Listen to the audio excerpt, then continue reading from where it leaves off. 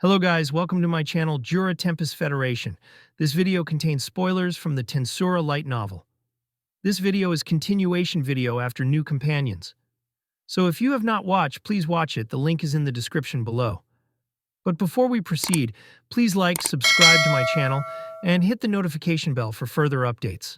And so the days quickly passed by. Our daily routine had been quite peaceful, until one day, that guy suddenly arrived without warning. I was inside my office. In front of me were stacks of documents that required my attention. It would have taken an average person an eternity to review them all. But luckily I had Wisdom King Raphael at my aid. I ordered it to precisely scan through the files and prioritize the more urgent cases. Then I scrutinized each document like lightning, swiftly approving or rejecting them. In reality, I wasn't toiling nearly as hard as I had described, but performing such monotonous tasks was still quite the chore. I fantasized over Diablo being here and laboring in my stead as I continued the same repetitive motions with my hands, gradually chipping away at the pile. Then came post-work break time. I transformed into my original slime self and relaxed on the sofa. So comfy. My body itself was super soft, and the pillow was quite plushy as well. With the two combined, it felt as if I were swimming in a sea of soft feathers. Now that I had a knack for sleeping, this was my little secret hobby. Suddenly I heard a knock on the door. Just when I was about to slack off for a bit, it appeared someone was stopping by. It can't be helped then. I turned back to human form and sat down on my chair. "Come in," I responded while posing stylishly. Soon after, Shuna opened the door and entered. She bowed deeply to me. "Rimuru-sama, you have a guest. He said his name was Dino, and that he is an acquaintance of Rimuru-sama?" As I suspected, I had a visitor. He said his name was Dino and that he knew me. Then I could only think of one person that fit the bill. He's a demon lord like me, a part of the octagram. What is he doing here? A demon lord? Then perhaps, just in case, I should call Oni-sama here and surround him with our army. No, that won't be necessary. If a fight really were to break out, simply call for Benimaru and Shion, although there truly is no need to worry about since he's probably just here for fun. While comforting a seemingly concerned Shuna, I stood up from my chair. Nothing to worry about. I recalled during the Walpurgis banquet that Dino had commented something along the lines of, "I'll drop by to hang out with you." Although I didn't pay much attention to it at the time, it looked like he was serious. Understood. Then I shall do as you have ordered. Shuna nodded first before leading me to the guest room where Dino was waiting. Having a ton of rooms made it super convenient for differentiating who you were receiving. The merchants and noblemen would be shown the luxurious suite. On the other hand, if our guests were suspicious individuals or monsters with great power, we would bring them to a plain room built with sturdy walls. The reason for this differentiation was to minimize losses on our side if the guests were to start a fight in the opulent suite. That was why the space we currently had Dino in was more practical than fancy. I followed Shuna into the room and saw the disheveled Dino. He was sitting casually on the sofa, lying down on it, to be precise. He was quite laid back despite being in someone else's house. To put it bluntly, he was a thick-skinned, airheaded man. "Hey, long time no see, what's popping?" He greeted me, showing no intention of getting up, still comfortably sprawled on the sofa. His reaction made Shuna glare at him with distaste. However, she stayed silent and simply left the room after bowing. She was presumably preparing tea for us. I've been good. It's just that I've got a ton of problems to deal with. So I can't say my life's been carefree, that's all," I answered as I sat down on the chair on the opposite side of Dino. I began to carefully observe him. Just like our last encounter, Dino still looked decidedly nonchalant. Despite appearances, however, he had an oppressive aura around him. No wonder Shuna acted so cautiously. "What do you mean? Are you having difficulties? Sounds like a big hassle." "Indeed. Ever since I became a demon lord, nothing's been easy. By the way, what are you doing here?" Me. Just as I've said before, I've come to hang out," Dino quickly replied to my question. However, it sounded as fake as it could get. Both of us fell silent. It was then that Shuna entered the room with a tray of tea and desserts. In this room filled with deafening silence, she soldiered on with her duties as if there was nothing wrong. She expertly served both of our portions and left after giving us a bow. She really was professional. I first took a sip of tea, then stared at Dino. He appeared to have given up the pretense and began speaking slowly. Not really. In reality, Dagruel chased me out. Huh? Ah, it's nothing. I don't actually own a home or anything, so Dagruel took me in. Also, I'm broke. Oi, oi. Are you really a demon lord? He spoke those words without a shred of shame. This guy seemed to be the worst kind of trouble. While I was thinking of a solution, I recalled that Dagruel's sons were living in the care of your nation right now.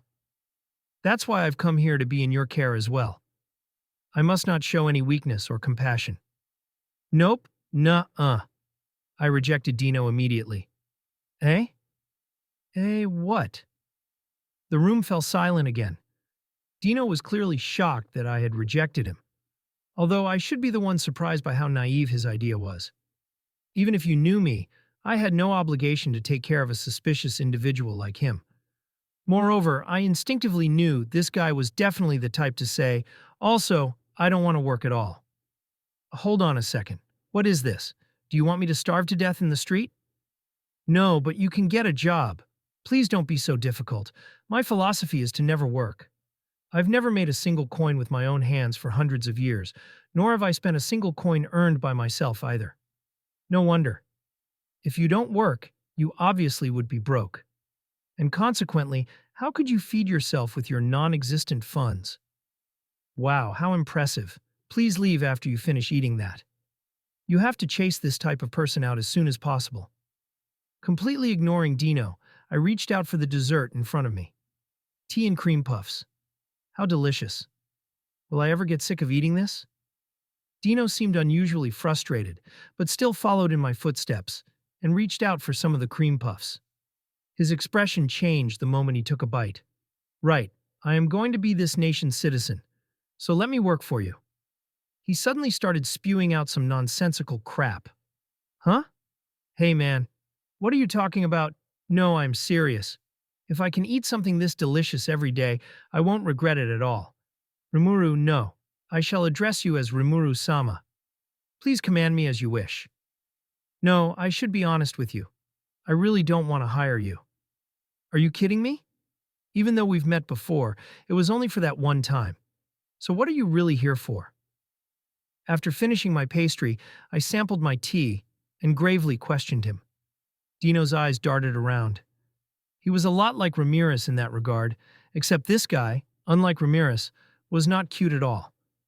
Finally, Dino gave up on making excuses. He shrugged and dropped his previously presumptuous attitude entirely. Here's the thing. Guy told me that I should stay in this nation, but he never said why. He's a selfish fellow, after all, and defying him will be problematic. Moreover, Dagruel really did kick me out, so it's going to be troublesome going back to his place. That's why I came here. Guy, that red-haired man said this? Yeah, that red-haired man. He didn't seem to be lying. Guy probably did suggest something like that. But why me? Answer. Individual Guy Crimson, likely in the hopes of not having to deal with individual Dino, decided to push the problem to Master. The possibility of this scenario is very high. Oi, can you not put it so bluntly? Although it's definitely plausible. Ah, right. Guy had a letter for you, Dino said, as he handed over a folded sheet of paper that was sealed with Yuki. It was indisputably laced with Guy Crimson's aura. The piece of paper contained only one scrawled sentence. Take care of Dino for me. It looked rather authentic. Since Dino had the letter, he really must have gone to ask Guy for help. It was undeniable at this point. This was like someone just forcibly gave me the Joker card in a game of Old Maid. See? See? My ass. Fuming, I began to ponder the situation I was in. While this was indeed troublesome, it would also be unwise to go against Guy. He was the dominating elite among the demon lords. I wouldn't have been able to defeat him in my current state.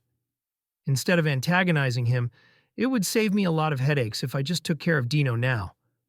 So my only option is to accept the proposal? However, I didn't plan on letting him laze around all day. Even though I never invited him as a guest, I didn't want to start off on the wrong foot either. It was then that I unexpectedly remembered something. This guy was pretty well behaved whenever Ramirez was around. She always wanted more subordinates, and Dino's arrival might as well be perfect timing. Although this demon lord couldn't be underestimated, he did say, even in a joking tone, that he would serve me. Then service you shall provide. Appointing Dino as Ramirez's assistant was a stroke of genius. I cracked an evil grin after settling on the idea. Okay, I understand. But you will have to work as well. What are you babbling on about? And you have the audacity to talk back. Weren't you the one saying, please command me as you wish? Just now? I masked my inner irritation and divulged details about the position to Dino. Well, even though it is a job, its responsibilities are extremely simple. I want you to be Ramirez's assistant. Ramirez? That gal is also here? Yeah, she's been helping out a lot for my work. What the hell? That pixie has always been a recluse in her maze, and I thought she was one of us. Dino had incorrectly assumed Ramirez was just like him. Although I could sympathize with him, it was only recently that I realized Ramirez was a surprisingly diligent worker. We've been collaborating on a bunch of projects lately. She even seems to be having fun. That said, I want to hasten the research process, so there's still a lot of work to be done. Having her around has been really helpful. She would undoubtedly get all smug if she heard me praise her like this. That was the reason why I would never bring this up in front of her. However, these were my genuine thoughts. Dino was baffled for a bit before asking me timidly, then, when you said job, what exactly am I supposed to do? Looks like he really hated being productive. I was struggling to come up with an explanation on the spot when I realized that may not have been the best approach. I should bring him to the actual research site. We could educate him once he was introduced to the people in charge. Don't assume it is anything too difficult yet. Accomplish what you can to the best of your ability. First, let me show you where you will be working. Right. Just don't expect much from me. Don't say something like that before you even try. I don't think there will be any problems. Just follow Ramirez's instructions. With a sense of uneasiness in heart, I decided to bring Dino to the private research facility located on the 100th floor. That's it for today, guys. See you at the next one. For further updates, please like, share, and subscribe. And do not forget to push the notification bell.